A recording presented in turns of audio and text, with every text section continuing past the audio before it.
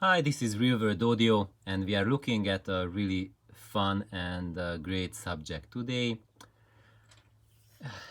And we are going to explore this subject. Can a great system make a mediocre recording sound good? And this was posted on the Audiogon forum, Audiogon discussion forum. And I'm going to just take it very lightly and browse the responses and look what people responded to this question and give you my opinion on it, because there is no single response for this system, because what is a great system, what is a mediocre recording, and what is good sound. So these are three things that people have vastly different experiences of what each of these are. And when you combine the three of them together, well, there's not two living person on the planet who would give you the same response, or who would think about it the same way. And what people are doing is that everyone is giving their responses based on their own subjective experiences, based on what kind of equipment they have experience with and what sort of music material they listen to. And also, as you will see, room acoustics also factors in tremendously into this whole equation. And what I can do now is that I will go through the responses and tell you where those responses are coming from, what are the experiences of those people that makes them say what they are saying. And in the end, I will give you what is the response I would give to this question. And we are just going to have fun, take it very lightly.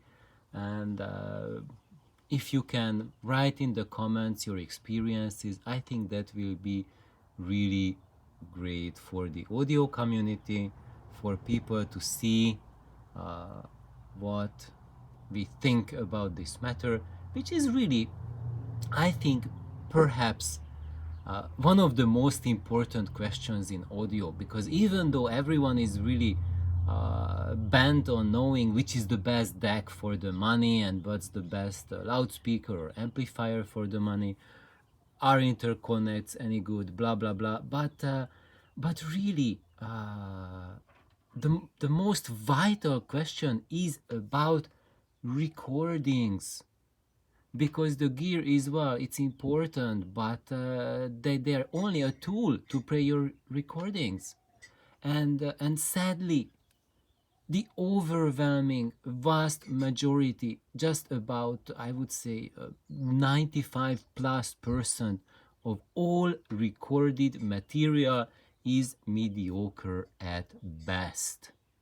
So this question, the importance of it, is just absolutely vital to anyone pursuing audio. So here this person, I spent a lot of time searching for well-produced recordings, as they of course sound so good on my system, which is a Hegel 160 and Magic 140 speakers. I can tolerate poor sounding recordings regardless of the quality of the performance itself. I was at a high-end audio store yesterday, and the salesperson took the position that a really high-end system can make even mediocre recordings sound good. Agree? And now let's see the answer. What people say for that. There's one answer. Garbage in equals garbage out. I have good vinyl playback now, and records I do not like go to the dump. Bad digital gets deleted from the NAS. So I think this is like a really sound thing. If you have a bad quality source, you will have bad quality music coming out from your speakers. And actually I do the same strategy, is that if I do not like a vinyl, it goes, well, depending, if it's like really bad, it goes to the dump. But if I just don't like the content, then I just donate it away. And if it's like a really good record and good quality music, it's in great condition, then I just don't like the playing, I don't like the interpretation or whatever, then maybe I sell it or I give it to my friends who like those conductors or that type of music. And same thing, if the digital is really bad, then I just don't listen to it. So I think that's the number one response. If you don't like how it sounds, you just don't listen to it. However,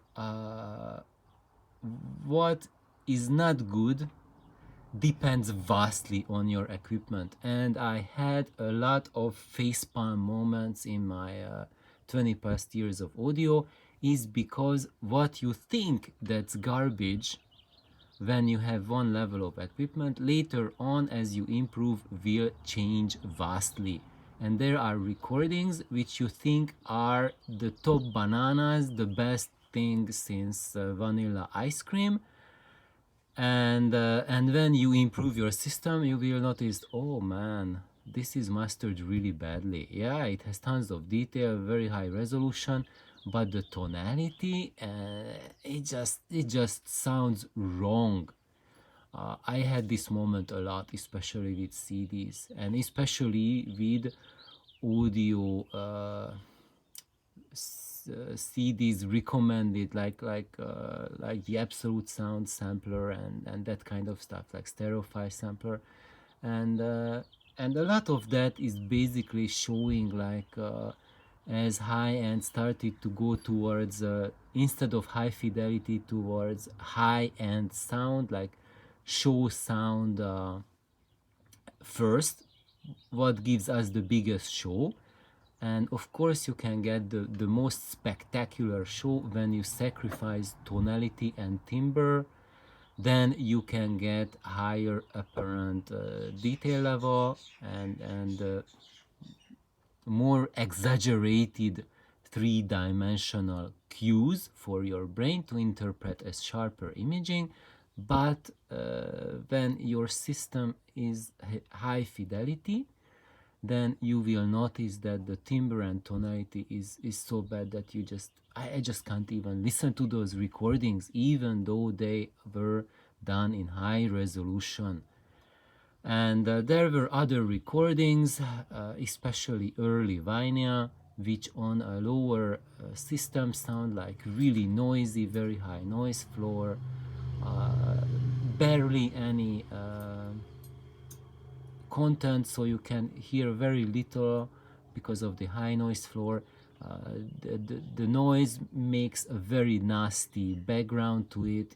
It's annoying, and it's just like, okay, that goes to the dump. But when you have a really good high fidelity system, then you realize that the noise floor just drops, like takes a dive, and the low dynamic resolution opens up, and those recordings which seem noisy on an introductory level system or a system that's geared towards show, on a natural sounding system, they are the best recordings you can hear. They are the most natural, most lifelike, and they convey so much more than just sound for your ears. It's a complete experience, because when you listen to real people singing, real musicians, and you are not just there because you paid the ticket and you are listening with your thoughts running all over the place, what I'm going to do this afternoon, and you're not really focusing on what's going on, and all you are getting is just sound, like what they are playing, then yeah, that's superficial. But if you are really at the concert and you are well rested, you close your eyes, you absorb what's going on in front of you, then you are getting so much more than just sound only. And with these recordings, you are getting this type of experience, this whole body experience. So Yep. I found that as your system gets better with better equipment, what you thought was mediocre gets better too. Yep. That was my experience too. So lots of these recordings which seem mediocre because they have a noise floor in them, maybe like tape hiss or something, uh, and they become much better, and that's because lower gear, they are unable to reproduce sound with high fidelity, and that means that the recording studios are well aware of this fact that most commercial gear cannot give back natural sound. Wow. And that's today 99% of the recording engineer's job, is how to figure out how the music should sound really good on a crappy system. And all the tricks they are doing is there to make it sound good on a system that doesn't have a dynamic range, that doesn't have good frequency extension, that doesn't have a low noise floor, and that doesn't have a correct phase response properties, and so on. And the more the engineer changes the material, the better it will sound with a lower system. But as your system improves, you will notice that these recordings will sound as they are, processed and artificial. And you will notice that those recordings that have minimal manipulation added to them, they sound the best. And that's why those recordings that were recorded around World War II, they sound the most natural, because at that time the only processing they had was the limit of the compression of the master tape, but that when they hit the peak of the dynamic range, that the tape has a few, like 6, 8, 10 dBs compression at the peak of the dynamics, and it adds a low hiss noise floor, and that's the only thing that happened to the music. They did not screw around with any sonic parameters, so you get the authentic recording with the highest fidelity. When you are adding all sorts of manipulations to the sound, that's not high fidelity anymore, but it's a load of fun. It's a lot of fun, and allows 99% of mankind to enjoy music. The problem with the garbage in, garbage out argument is inaccurate. What happens when you pour pure water into polluted water? The pure becomes polluted also. This is what happens with mediocre systems. How do you know that the mediocre music you hear is a product in a mediocre recording or a mediocre system? Yeah, I think this is what I was just explaining in the past 5 minutes, that really what people mostly hear with mediocre systems is the mediocrity of the system, and the recording engineers are trying very, very hard to get the most out of the mediocre systems. So the only way to know if you hear what you hear is when you hear it in a great system. But who takes their mediocre music to 100K system? Few, if any. Yeah. So actually, what I can I will say what I think about this at the very end, because that relates to what I think about that, listening to mediocre music on a very high level system. If by mediocrity you mean bad mastering, I beg to differ. Many people bring such music to their mega systems, probably most people. I agree, because most music, even if it's like a high fidelity music, a lot of it employs mastering tricks that make it sound showy, make it sound pop out, and a lot of people like it. And to tell the truth, I also enjoy listening to all of these recordings, especially if it's music content that I like. And really I prioritize my music listening habits based on, do I like the music content or not? And if I really like the music, then the quality of the recording takes a back seat. Because, as you rightly imply, a better system gives you better sound, so you hear your favorite music as well as it's possible under the circumstances. If the musicians have passed away or are no longer recording, that recording is all we have, and a good system makes that living better. Yes, I think this is the most important aspect of all recorded music, is that you can get to listen to stuff you cannot listen to it live anymore. However, sorry about the background noise. However, there's more to it, and I'm going to go into that in a different video. The difference between live and recorded music, because this comment also implies that the best experience you will have is when you listen to musicians live. Uh, well, as I just said, I'm going to this in a different topic, but you can just think about that. Think about your favorite group and them performing live. Probably you heard them at least a dozen times, at least, if they are your favorite. And as you know, depending on which venue they perform at, that they can sound, the concert can be either spectacular or really rubbish. And when they make a recording at a very good sounding venue, then at home you can have a much better experience listening to that than listening to them live at a crappy venue with a crappy seat, and when, especially when they are caught in a bad moment. So especially imagine like some of the band members really had bad things happen to their lives, or just sick or something, and they cannot perform to their top. And when they make the recording, they are at their best, they can give the most, and that's on the recording, and you can play it. And yeah, and there's much more. Here it is. The music is what counts, and in my opinion, any system should be geared towards getting the best out of every recording. The system should be subservient to the music and not merely a showpiece for demonstration records. I think so far this was the deepest comment on this matter, and I fully agree with the pesky rabbit, is that the system should not get into the way of music. And what I notice is that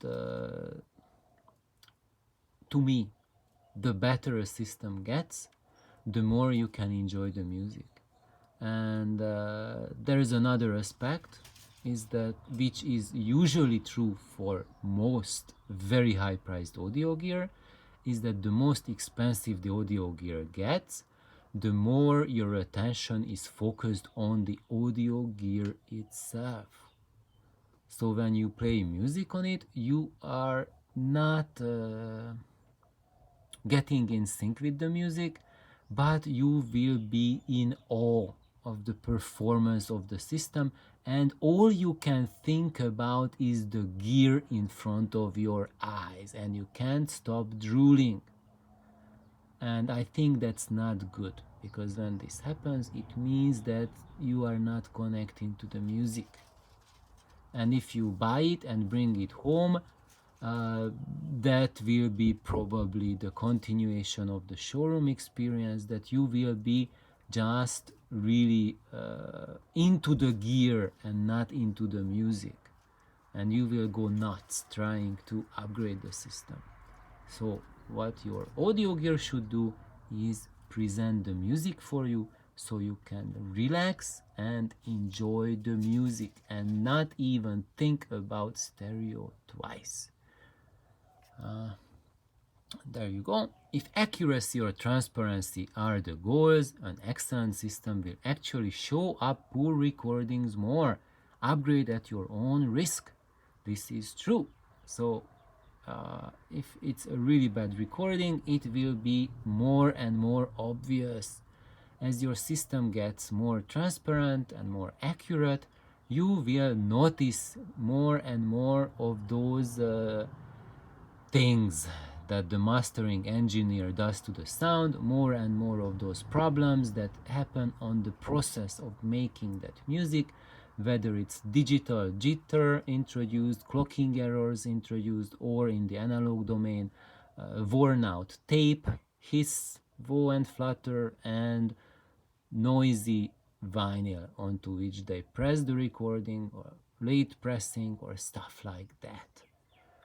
And that is true, and I think that is something that also makes us appreciate how hard recording and mastering engineer's job is, that it's not something to be taken for given, that you just put out a microphone and there's perfect music flowing in for everyone to enjoy. There's a lot more involved, and we can appreciate it and marvel at the awesome job they did, or marvel at how a recording can be screwed up this much. But upgrade at your own risk, that's a double-edged thing, because when you upgrade, it's truly depending on your upgrades. If you upgrade towards the high-end show sound, then what that directionality will get you is that you will hear these errors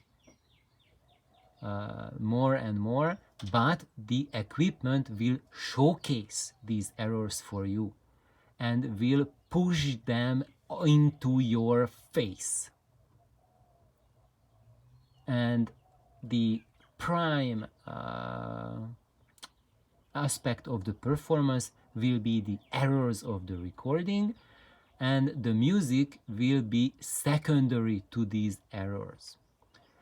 And that will make mediocre to bad recordings unlistenable, and you will be only able to enjoy the top 1% of your of the recorded music, even that's in your collection. And usually what happens is that when people have systems like that, they end up with maybe 5 recordings, 5 LPs, and that's it, or just 5 CDs, or whatever you are listening to, and they listen exclusively to that, because the rest of the collection does not give them an experience that can be tolerated at all.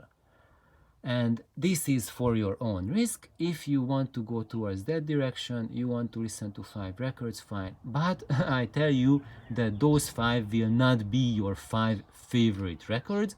Those will be the 5 records which are recorded in a way you can listen to them on that specific system. And you will have to hunt them down and pay really, really high money for that. But of course, if you have $1 million system, who cares to spend $1,000 on a recording? That's not a big iffy for you. However, when you have a natural sounding system, and purist systems give you that sort of sound, that's why I am advocating for purist systems. They do something entirely different. They will also allow you to notice problems with the recording process. Actually, they will allow you to notice even more problems, because you will be able to notice the phasing issues done to the sound. You will notice the issues that were done to mess up the tonality of the recording. However, these systems will not push those errors into your face. So they will allow you to hear all of them. It's all there, but it's not in the forefront. It's not in the limelight. In the forefront and limelight are the performers. you can connect to the music. And as a separate entity, there are the errors, which you can totally neglect because they are not overblown, they are not exaggerated. So I would say upgrade smartly. And now I've been taking just way too long with this, like going through the comments. Look at that, I'm just here and there's way more. We could go forever on and on and on. So I skip to the chase, to the very end. And my battery is getting low. So what do I think about the issue? I'll just go back to the question. Can a great system make a mediocre recording sound good? So my take on this is that your system should not be in the way at all to ask this question at the first place. If you have a really good sounding system, a really great system, you can play whatever you want and your system will not get in the way. So now I have a system which I could really call as a great system. It allows to hear really crazy detail level and all errors, or I would say the highest level of errors I have perceived any system reproduce. And yet I have noticed that I am playing much more mediocre records than I have ever played in my life. Actually, 99% of what I am listening to is mediocre records. And these mediocre records sound way better on this great system than the best recordings sounded on a mediocre system. And yes, a great recording does sound absolutely spectacularly crazy stellar, but the system does not make me want to listen to these alone. A mediocre recorded or an average recording, it can still connect to me at a musical very deep level, like a heart-to-heart connection can be formed. And I think this is what all of us desire, that you can listen to all the music you want to listen to. Of course, there's a few recordings that are really messed up, but there's very few of them, and those I cannot listen to at all. But that was true in a mediocre or medium level system. To those type of errors, it doesn't matter what the level of the system is, I personally cannot listen to, and those are when one instrument or one singer is recorded out of phase compared to the rest. That's something that's just, for me, it's a no-no. It makes things totally unenjoyable. But this is for another video. So thank you guys for tuning in, and let's share our comment in the comments. What do you think about it? Have an awesome day. Please like and subscribe. Bye bye.